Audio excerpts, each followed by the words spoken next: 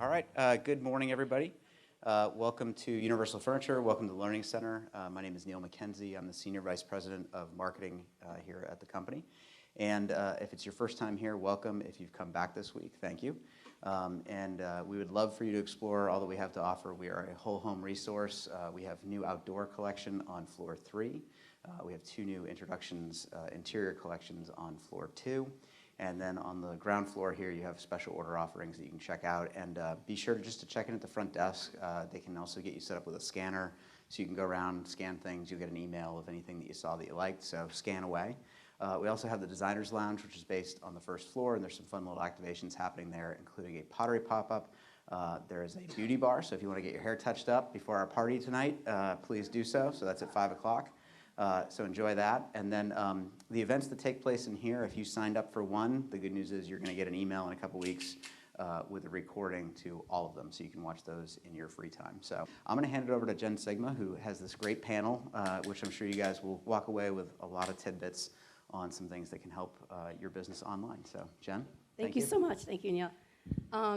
So welcome. Thank you all for being here today. This is a topic that I think scares a lot of people, but we're going to make it really, you're going to walk away with some simple takeaways. But I have a really important burning question. How many were up past their bedtime last night? Okay, all right.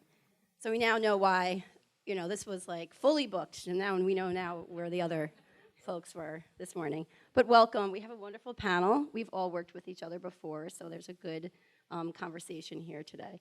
I'd also like to ask a couple more questions. How many of you use SEO strategies currently? Great, all right, so a good group. And then how many have updated their website in the past year? Yay, oh, congratulations. Give yourself a big pat on the back. There's usually 2 people in a room that have that answer. And we're gonna start. So thank you for coming to SEO Secrets for Interior Designers. I'd like to welcome today, we have Jeanne Chung with Cozy Stylish Chic. She has a showroom in Pasadena that really covers about everything for the home, if you go into her. She's also an interior designer, an accomplished blogger, and a world traveler, considering getting on a plane in what? 4:30 flight. 4:30 flight to her next show. Milan. Barcelona. So make sure to go to her blog, Cozy Stylish Chic. Follow her on Instagram, and you'll get all those updates from Milan and High Point Market. And then we have Yancy from Beaux, the founder. Her business is 15 years old. How many of you got to go over to Beaux during this trip? If you haven't, please do. They have a wonderful new collection, a new collaboration with Mabley Handler. Gorgeous departure, a bit from her custom beaded chandeliers, but it continues her bespoke custom work. So if you're looking to express yourself in the lighting that you put into your clients' homes, please go by there and see Anne and her wonderful team. Hannah, you could see her too over there. Then we have Mickey Schluter, who is with my team Ultraviolet. He is, we call the Wizard of Oz behind the curtain. He loves to tell everybody that. Like on the back end of your website, if you have no idea what's going on, Mickey can help you figure that out. If there's something that you want to do. He is pretty good at connecting the dots between email, SEO, your website content, and social media. Next, we have Jim Thornton, who has been an 8-year partner of ours. He is with a company called Inbound Found, and he's living through the toddler years, so let's all give him applause for that. All right, just spent some time in the ER with a gravel in a forehead, so bravo to you, and she's doing well. And Jim really is a SEO specialist and really just a dreamy person to work with because he really dumbs everything down for us and doesn't speak a lot of marketing talk. And if he does, we will tell him to stop. So, all right, let's get started. So first, we're going to talk about what the heck is SEO, right? And SEO is the art and science of the website. So go ahead, take it away.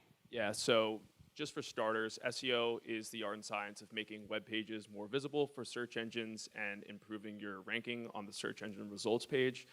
That's it in short. Obviously, you're also making it for humans, so it's just important to note that you kind of are dealing with 2 factors here when you're optimizing search engine. Right, the humans and the robots, which if you're talking to the robot, just pretend they're a human because they like that. So we're learning this in AI too, right? All right, guys.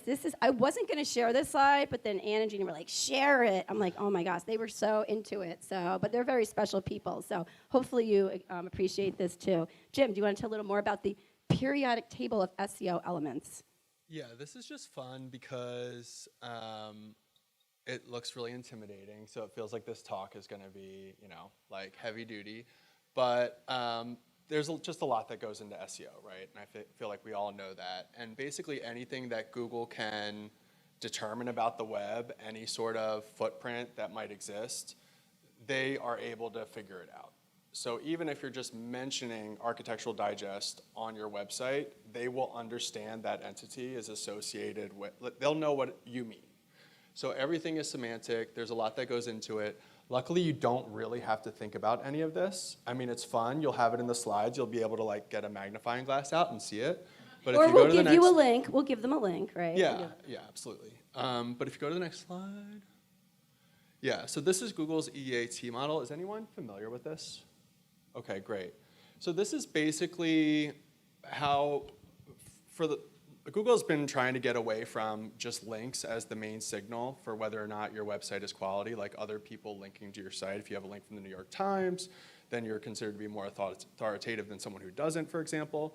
But this is their way of trying to distill down, okay, when people write online or they have a website, how do we know that we can trust serving those results higher in the results, right? And what it really boils down to is we have experience, which is sort of everyday expertise. They used to just call it EAT. And then, expertise, authority, and trustworthiness. And we'll talk about this a little bit more later. But really, this just boils down to you need to build your brand online. And Google kind of is able to figure out the rest. If I could just add something to that, it's everything that you saw on that periodic table kind of falls under this umbrella. So each thing that you kind of put into that periodic table kind of falls under the EAT framework. So chances are you're doing a lot of it without even realizing it. We're trying to make this as digestible as possible. How many of you have a equivalent of a brochure website where your stuff is up there and it just stayed there since you put your site up? How many of you are updating it frequently with information? Great, okay. Also advanced. We have an advanced room, FYI, so we can, okay. All right. Yeah, you went to bed on time. You got your coffee early. Yeah, and as it comes to SEO, sometimes it seems like this intimidating thing, but you can win. You just got to know where to put your money and efforts into, what keywords to rank for. For example, if you are a boho chic designer in Albuquerque, New Mexico, you want to get that across to Google and make sure that they know that. Or if you are a staging expert and that's kind of what you do, you want to make sure that Google understands that you do this and get that across on your website. So there are ways to win. You just got to know what your angle is and who you're trying to talk to and attract. All right, now we're going to go into some questions for our panelists. Now, both of them do SEO. They do them in very different ways, and on the e-commerce side, and Jeanne in personal branding, also promoting her showroom, but a lot of content, and is more technical on the side of her site. They're also at crossroads, right? Jeannie's trying to do more with her personal brand, and Anne is going to be diving into personal branding. Everybody, let's give her a big clap. She's going to go from Rochambeau to, hey, now we're going to know who was the designer behind all these fabulous lighting that she's been working on. So I have some questions for you both. Let's start with Jeanne. How did you build your brand in real life and then online? So for me, building my brand started here at High Point. So I started in January of 2013. And at the time, I didn't have a whole lot of interior design projects. So I thought, okay, I am going to start blogging and writing about design to gain authority. And at that time, I did not know what SEO What year was this? This was 2013. Okay, 20. I thought just, hey, if I know what's going on, people are going to hire me for what I know. And through blogging, it was really making those connections with brands. Here at High Point, when I first arrived, I knew not a soul here. And walking around, I saw that people, style spotters, were putting their little tent cards on tables or on things that they spotted around town that they thought were cool, fresh, and trendworthy. And I thought to myself, you know, I can do that too. So I started snapping up pictures of everything. When I got home, I started writing about this is what I'm seeing. And, you know, I didn't think anything of it, but suddenly, you know, people viewed me as an expert. Genie effect. So you just have to say that you're going to have like your own effect, right? She just did it. Just went out and did it. Now Yeah, and I did not know anything about keywords. I was just putting in what I was seeing, and you know, someone said, "Hey, you've got to get your website hooked up on Google Analytics. What is that?" And it probably wasn't optimized the way one, you know, Mickey or Jim would do it. It was just, okay, I'm, you know, Googling things and reading things. I went to the Design Bloggers Conference with Adam Japko that year, so I learned quite a bit there as well. And it's now called the Design Influencers Conference. If anybody's ever heard of that, definitely check it out. It's a great event. We love it. It is a great event. Yeah. I learned a lot. Every year I go and I learn something new. So you built that from the ground up, just doing, and then Yes. Google favored you because there's like, oh, she knows what she's talking about, and now you're getting into more the technical side. Now yeah. I'm getting more into the technical. Until about a month ago, I was the only person behind the website. I put everything up. The content was me. I put all the pictures up. So just talking to people, they're like, oh, you got to put alt tags and you got to do this and that. Don't just put up pictures. You have to have, you know, you've got to tell Google what you're writing about, what you want to rank for. And, you know, project pages. That's where you want to describe what you're designing.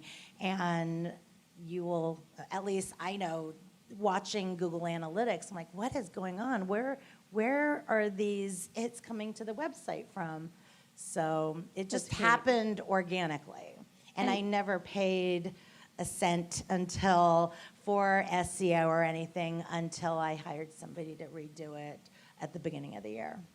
And if there are things we're talking about that you are like, oh, I need to know more about Google Analytics or specific things we mentioned, we're going to be in the Designers Lounge after, and we can dig into that more technical language for you. And Anne, now on to you. I mean, I'd love to hear about your story about starting Rochambeau 15 years ago. Showroom is 5 years here, but how you translated, like when did you jump to the web? When did you say?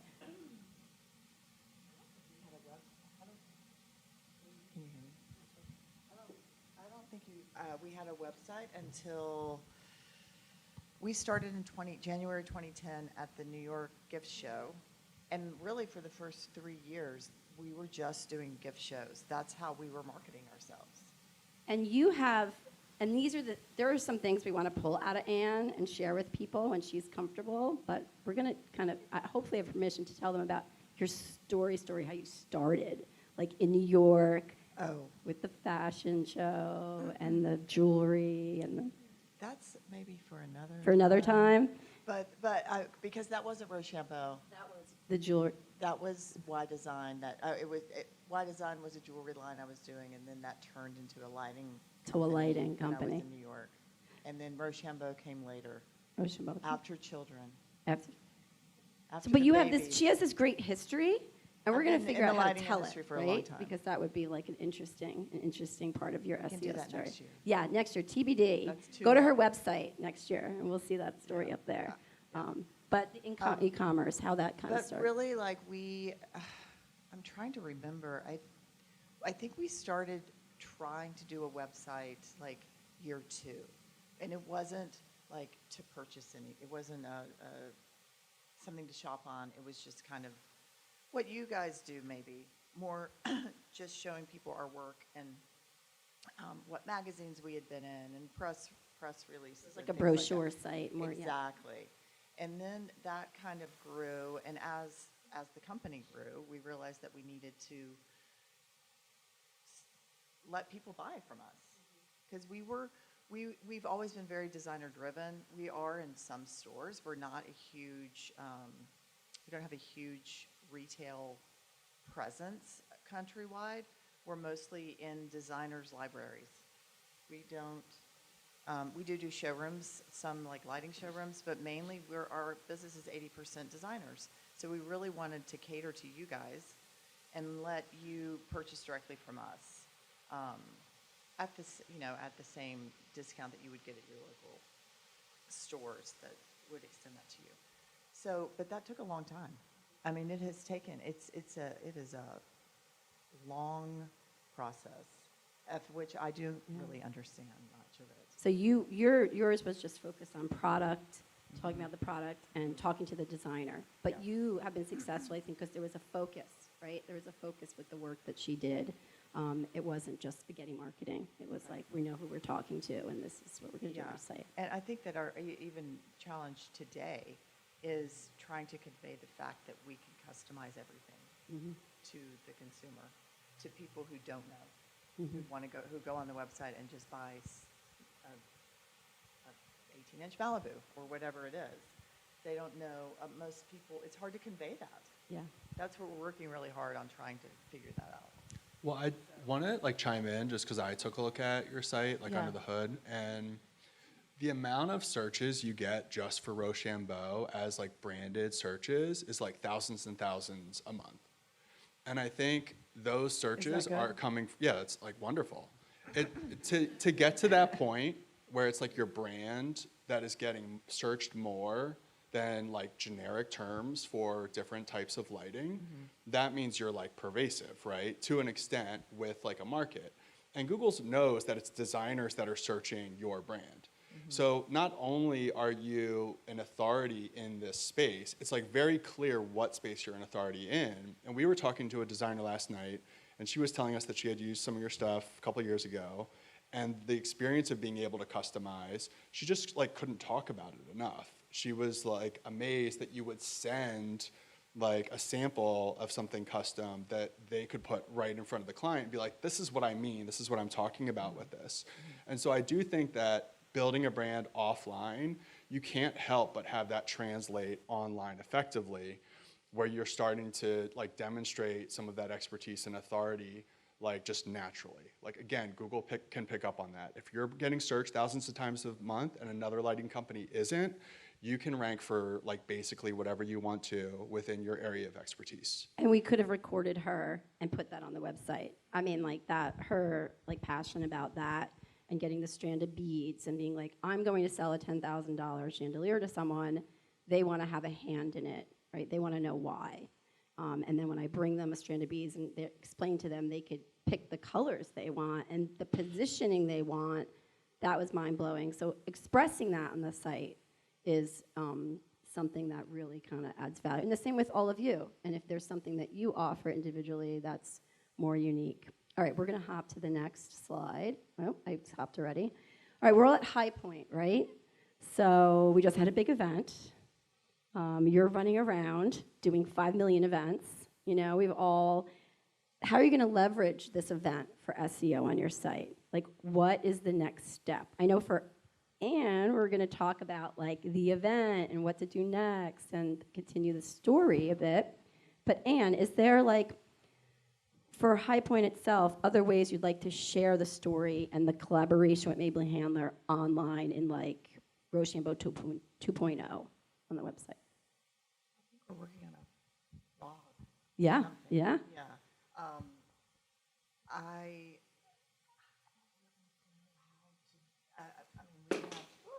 We have, switching the homepage out. That kind of, the landing page is switching on Wednesday to do the whole introduction and thank everyone for coming and all that stuff. And we do, as we scan, as all of you guys get scanned, you get a thank you for coming to our showroom every day. I don't know if that has to do with SEO, but that is important to us. Yeah. And then the whole Instagram thing that takes them directly to the website when they're clicking on something that they like. And that's important because people are going to search High Point Market, and because she's putting a lot of content out on the activities at the event. Before the event, they had easy way, we'll call to actions, our team will talk about later, to RSVP. There was a pre-blog. And now they're going to have a post blog, like Ann just said, where she's going to talk about the things, the highlights she wants to talk about and what happened. Jeannie, how do you plan to leverage this event? So, usually when I talk about High Point, I start off with trends, because that's something that people know me for, that whenever I go to market, I always like to, show everybody what I'm seeing. But yeah, I like to, with social media, we've put it out there that we're speaking on, or that I'm speaking on this panel and other panels, and I'm trying to get new designers to market. And so talking about what designers can learn when they go to market by attending panels like this, that's what I'm going to do. So giving value Giving to the new, value, your target yeah. is the new designer that is Yes. maybe needs a helping hand getting Because here. they maybe we need a lot of helping hands getting here. And There's a a lot of- lot here. A lot of people think that High Point is just about the product, but there's so much more. It's about the networking. It's about the learning experiences as well. If I could just add something there, you get it from both of you guys that the website is a living, breathing asset that act as a sales channel. So you need to make sure it's up to date with all the things that you want your audience to see. I mean, you're going to have a bunch of designers in here potentially looking for brands that they connected with from High Point, seeing if they were actually at the event, things like that. So I think that just goes to show the importance of keeping things up to date and using it as, your 24/7 salesperson, making sure it's up to speed. The blogging efforts are always so crucial, especially for growing into new audiences and things like that. Yeah, think about it. You came here. You invested in coming here. How can you let people know about your experience that you had here on your website and on your social? Don't miss that opportunity. Experience and Yeah. authority there. Yeah, you this know, is a it all big ties back. this is a big investment, right? How many of you invested the hotel, your time away from family and clients, and bringing people? Okay, last question for you all. And at any point else, you can interrupt. So you're not done and off the hook. You could add to this conversation. But the last question is, how will you judge your online success by the close of 2024? We're big proponents of going backwards, right? Why do this work? It's a lot of work. It's a lot of time. Sometimes you're hiring an agency. There's an involvement. So the end of 2024, your website is rocking and rolling. It could be anything. How are you going to judge success? I'm going to judge success by, seeing if there are more bodies coming through the door, if there are more projects. And that's your Pasadena showroom. That's my Pasadena showroom. Perhaps, yes, we'll go through Google Analytics and see those charts and see how engagement has grown, or the number of social media followers, if that's grown as well. Because again, that's something that I've never paid any money to do. So I can tell if what I'm putting out there is resonating with my audience. And you have a new website this year. So basically this year will be your foundation. You'll be like, okay, we did this %. So then now maybe next year I can have a number to work with to know how much more we want to go, right? So you'll know. Exactly. I did a screenshot the day before we switched over. Nice. You hear that? Screenshots. Yeah. Yeah. But then numbers did dip, and That happens when you that launch a happens, site. yeah. When you launch a site. Yeah. And how will you judge success at the end of the year? Well, by the bank account, of Yeah. course. Sales, No. sales, right? But seriously, Clients. the analytics of the site, we have switched over this year to 100% a Shopify site that has really 3 stores within the store for designer price point, wholesale price point, and retail. So it's really interesting. It's finally I'm finally excited about the website, because I can any given day I can go in and pull up, see how many views we've had, how many people are shopping at that very moment, who's putting stuff in their cart. I mean, it's wild. I love it. And you could make trends and decisions, right? Yes. Based on Yes. I like something more. It's been really, really helpful. But the challenge is with the customer and trying to get the customer. This is where the customization comes in, and it's really important to be able to do it easily online. And we still love working directly with the customers, but a lot of times it's just teaching them make that happen, where they can do it in the middle of the night without having to pick up the phone and call us and get that done easily. Yeah, well, not this crowd because they went to bed early, but like, Right. yeah, those all-nighters, Yes. they could shop in the middle of the night. Yes. Right? That's great. I So- mean, you'll be amazed at how many business owners, people that have e-commerce, don't pay attention to that. And Right. yeah, that's like a big deal because you're the owner, plus you're the designer. You can make so many future decisions based on what you're seeing there. Exactly. So learn to love your data. If you're not looking at it, learn to love it and understand it. It's really helpful. All right, so thank you both. I think that was really, and anybody, just hold your questions because we're going to have Q&A at the end, so if you want to ask them additional questions, we can do that. Now we have problems and solutions. My team, and when I say my team, I mean Mickey over there, had 66 interior designer website audits. We've gone to events, and we had complimentary audits, and Mickey audited 66 interior designer sites, and we're going to share what the heck happened there and what Yeah. he found. So Some and exciting stuff. Yeah, Jim's going to weigh in, and we're going to share that with you now. You couldn't get to 100 though, right? I could have tried. He may have like walked Well- out to the door to his Yankee game at that point. if- Each one took like 5 minutes. Is that about right? So this is like I a day wish, of work I wish. that you guys are getting somewhere.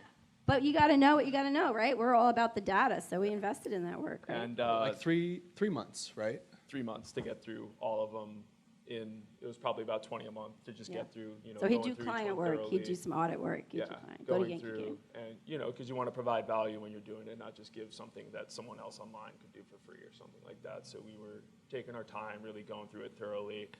Just a question: how many of you would like more leads through your website? Yeah.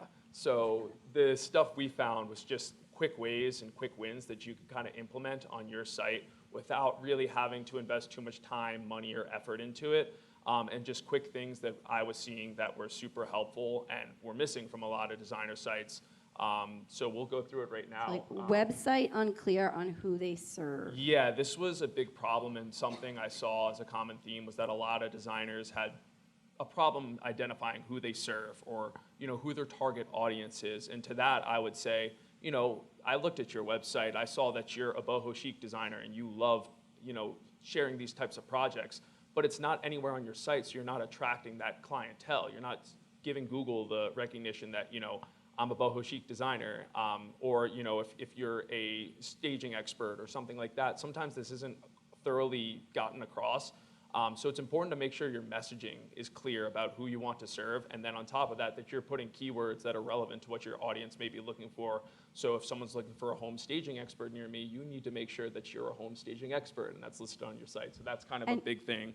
And I'd add to that, like, think forward too. Like, if you want to stop doing residential because you've got some really great commercial jobs and you're all about that, make sure you're putting more commercial language on your site so people come and you can attract those Yeah, people. like the riches are in the niches. So if you Yeah. can find your target audience and who you really want to serve and what your best clients are, continue to try to create content for them or make sure your website reflects this. And All right.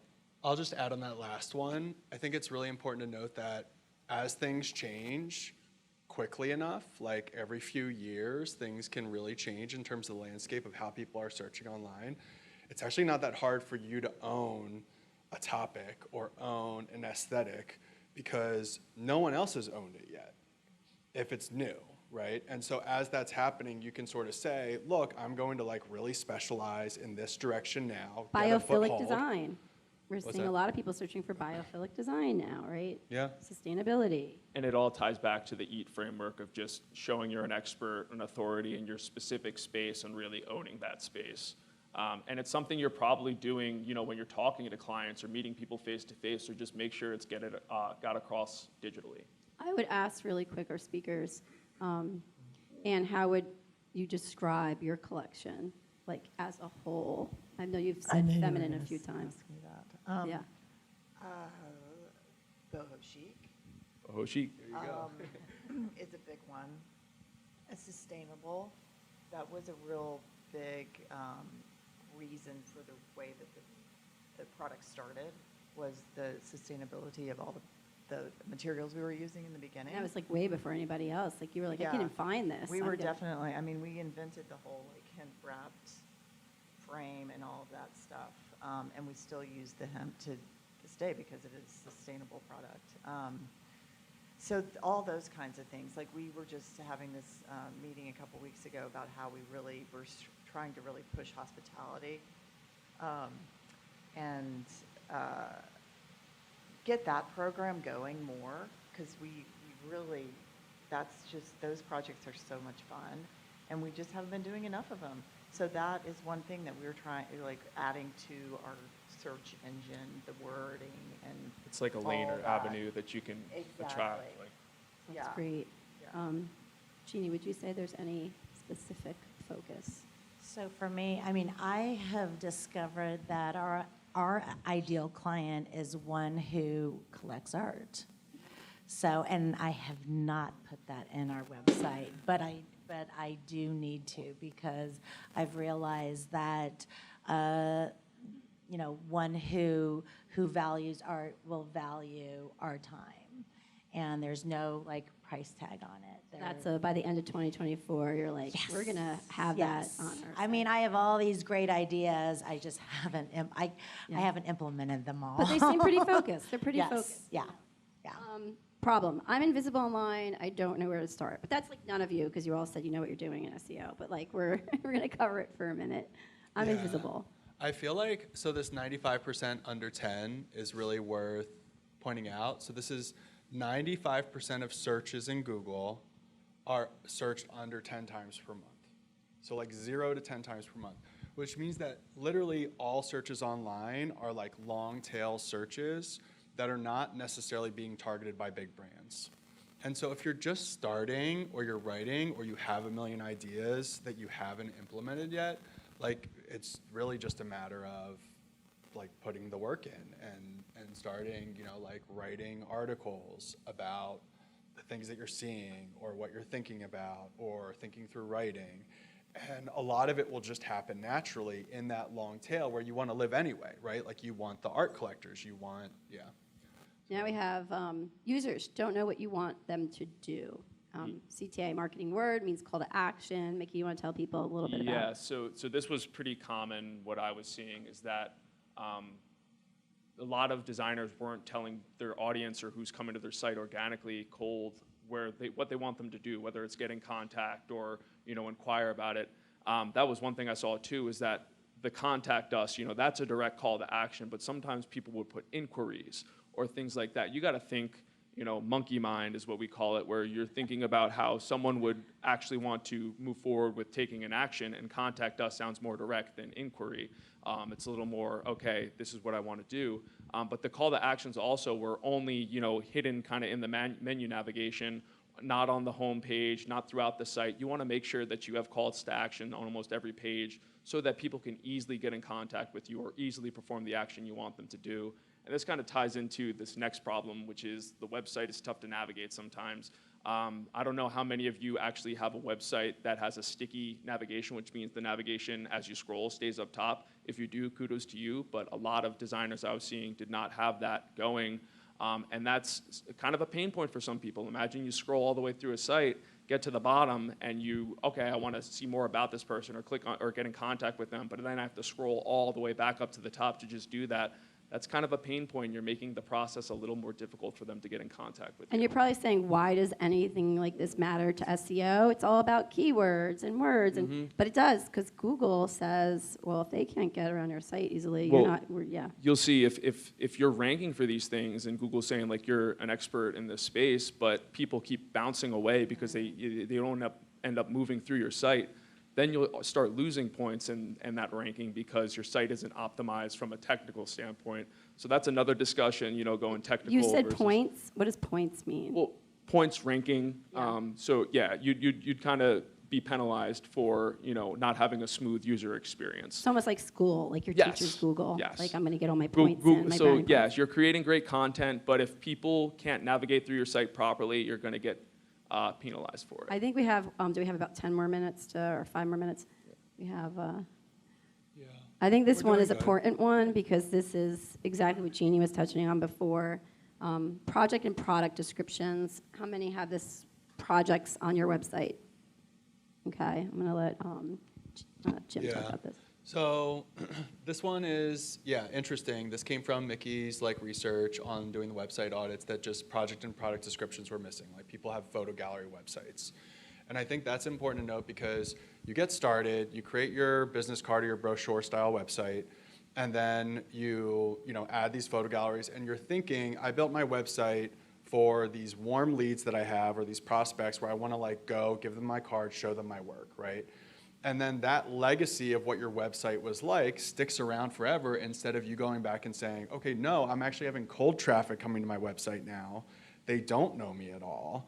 And it just ends up becoming a lot more important to not just connect the dots for Google of, okay, this project is actually about this thing, or I won this award, or this was featured here. If you're connecting those dots to them, that goes back to like the expertise, authority, trust of them being able to say, oh, okay, there was an event where I was on a panel at High Point. Like they know all of these things and they back up. So the solution here is just like pay someone to write your product descriptions if you're worried about losing your voice, like your brand voice in it, right? Or you can just talk about the project. You can have that transcribed and you can go over to ChatGPT and say, hey, write my project description for me based on this transcript of like discussion on it. And it'll spit something out that you'll be able to edit, right? Because it's a lot easier to edit something than it is for us to, just sit down with a blank page. And then this is a fun one. We all know about reverse image search or Google Lens, like clients using it, right? To be like, wait, this is where you got that product, isn't it? Can I just buy it here?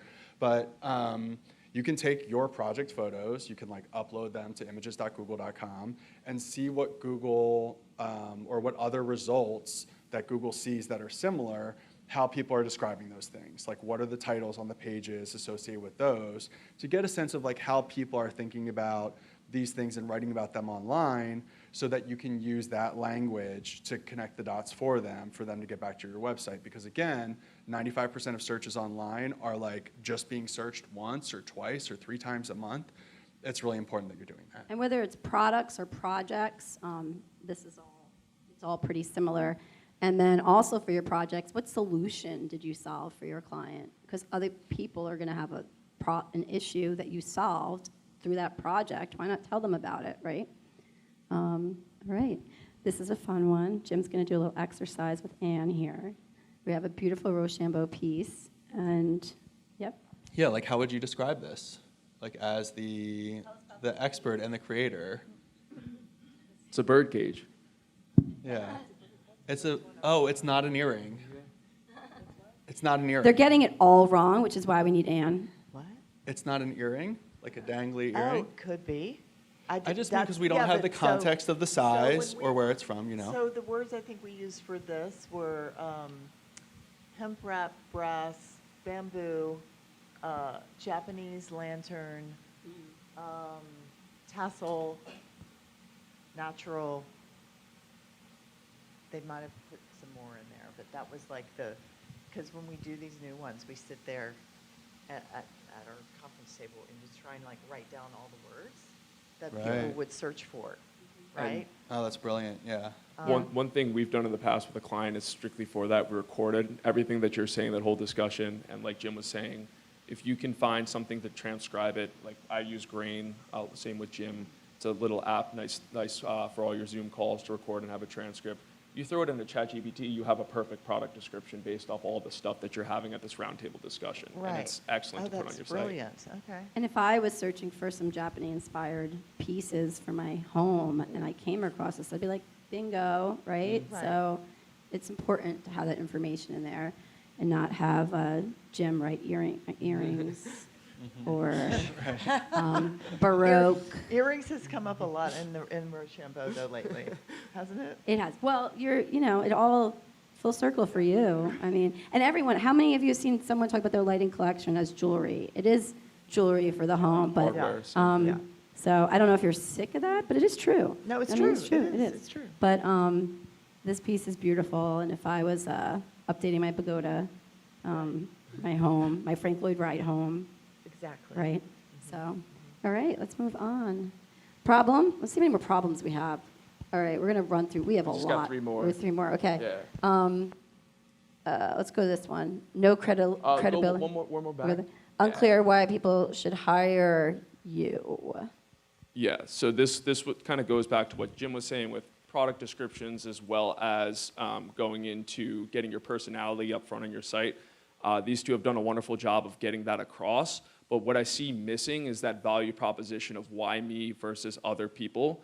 And this is something that kind of comes up missing on the About page, or throughout the site in general, is you're not really showing what the purpose of hiring you would be versus somewhere else. Because obviously, everyone in here probably does excellent work and has beautiful photos and things like that. But a lot of times, people also will hire based on personality. So once they find you, if you're able to convince them with how great of a person you are on top of your website, that's what's missing. So get that value proposition across about who you are, because they're hiring you and the excellent work you do, not just the work that you do. And you might have something in common with your client, and they might be attracted to you more for that. You might actually enjoy that relationship a little more, It's talking about, attracting the right audience. You want to be personality matches, right? We don't want to deal with bad clients. You want to have a smooth working relationship. And then a lot of times, if your personality jives with them and that's across on the website, you're attracting the right audience. We have a panel at 2 at the Point with some designers that Julia from our team is moderating back there. And their focus is, these are women who are interior designers but have a very heavy background in construction. So like on their sites, we really need to talk about their work on architectural interiors, how they work in that world, how they can assist the client when talking to the contractor. Because a lot of you do that, but maybe you don't tell people you do that. All right, no credibility, readily visible. I kind of feel like we talked a little bit about this, but yeah. It kind of goes hand in hand with a couple of the other things. But make sure you have reviews and testimonials and things like that spread across your site. If someone's coming to your site and they're a cold lead, you want to make sure that they feel comfortable interacting with you and that you have a rapport, and people can see like who you've worked with and the scope of work that you've done. So it's important to have a testimonials page, any media publications and things like that. Like Jim said, it's really helpful with Google to connect those dots, one, but also if someone comes to your site, they want to make sure that you're a trustworthy source and not just have anything up like and that. have fun with the testimonials. Like maybe one is more relevant to be with a project. Like you don't have to throw it on the testimonial page or across the bottom. Like you can mix it in your content. And Jim could talk more about like what a robust About page could do for you in regards to this kind of stuff. Yeah, I'll say I think of everything from what we've talked about, and I'm a little biased, but the going back and working on your About page is like the #1 thing that I think is the easiest win. Because if you were classically trained, if you come from like an adjacent background, anything that you've done that contributes to your ability to design needs to be on your About page, because that's all stuff that can get figured out. You need to link back to your LinkedIn, unfortunately, like if you don't want to, because it's LinkedIn.